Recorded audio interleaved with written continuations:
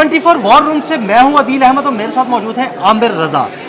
भारत की जानिब से जब पाकिस्तान पर हमले किए गए तो उन हमलों से ला ताल्लुक़ इख्तियार करने वाला अमेरिका जब पाकिस्तान ने हमले किए तो दुम हिलाता हुआ पाकिस्तान की गोद में आकर बैठ गया और पाकिस्तान से मिन्नते तरले करने लगा कि हम सालसी के लिए तैयार हैं। इस सारे मामले पर आमिर रजा से बात करते हैं। आमिर भाई, आखिर क्या मामला है? कल तक तो अमेरिका ला ताल्लुकी का इजहार कर रहा था, आज जब पाकिस्तान ने भारत को ठोक के रख दिया तो दुम हिलाता हुआ आ गया और कहने लगा कि जनाब कशीदगी कम करने के लिए हम अपना किरदार अदा कर सकते हैं। देखिए, अमेरिका जो है वो खुद से नहीं आया है, मोदी मिन्नत तरलों पे उतरा हुआ है। इस वक्त मोदी हाइड आउट है, यानी छुपा हुआ है, बैठा है कहीं।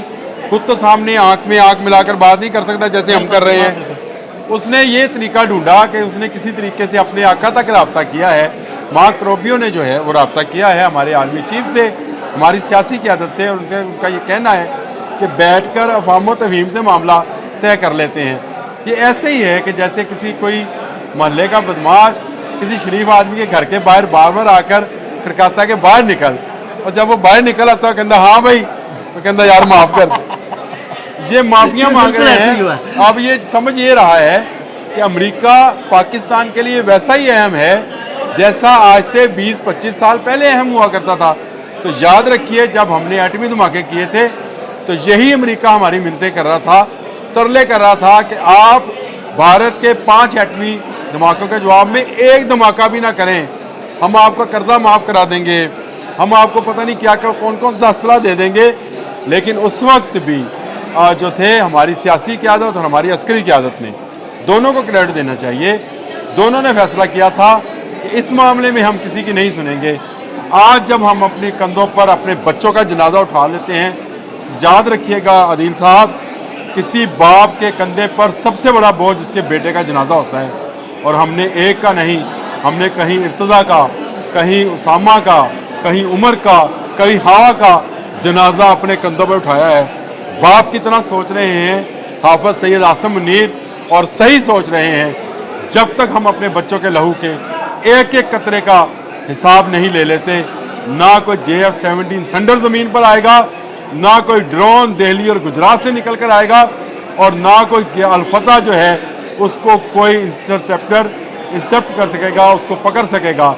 और अल-फतह एक मिसाइल है जो अभी इस्तेमाल किया है, अभी तो बहुत रेंज है पाकिस्तान के पास।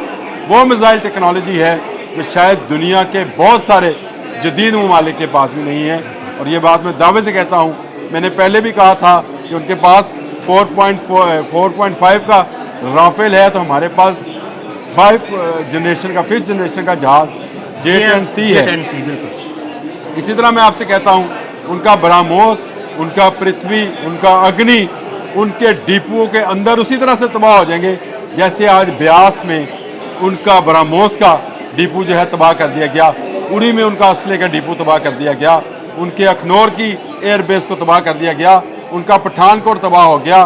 पाकिस्तान की सरहदों के साथ साथ कश्मीर से शुरू हो जाइए, पंजाब, राजस्थान तक होते चले जाइए और बहरे अरब तक आ जाइए, आपको कोई एयरबेस उनकी सलामत नहीं मिल रही।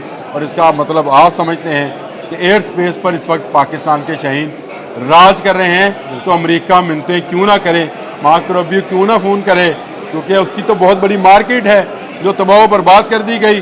वो सिलिकॉन वैली जिसके डेटाबेस पर इंडिया बहुत इतराता था, और अमेरिका की कंपनीज वहाँ पर अरबों डॉलर इन्वेस्ट कर चुकी हैं, आज हैक होकर वो पड़ी हैं। जब भी कंप्यूटर खोलते हैं सामने पाकिस्तानी हैकर्स टाटा करते नजर आते हैं। तो अमेरिका अपने मफाद को आया है। अमेरिका भारत को बचाने के मफाद में नहीं आया, अपने मफाद को बचाने को आया। और एक खबर आपको और देता जाऊं, अमेरिका इसराइल को बचाने को आया है, क्योंकि इसराइल की साख भी मिट्टी में मिला दी जब उसके 80 ड्रोन उसके दिए हुए, उसके गिफ्ट किए हुए भारतों को ड्रोन हमने गिरा लिए। उसके बाद अमेरिका को समझ आ गई कि ये टेक्नोलॉजी जो है ये कुछ और है, और ये क्या है, कैसे सेटेलाइट हैक हो गया। फिर आपसे किसी वक्त इस पर बात करेंगे। तो नाजरीन, आमिर रजा ने आपको तफसीलन बताया कि आखिर अमेरिका इस वक्त दुम हिलाता हुआ पाकिस्तान के पास क्यों आया है। 24 वॉर रूम से मुझे इजाज़त दीजिएगा, मज़ीद अपडेट्स आपको देते रहेंगे।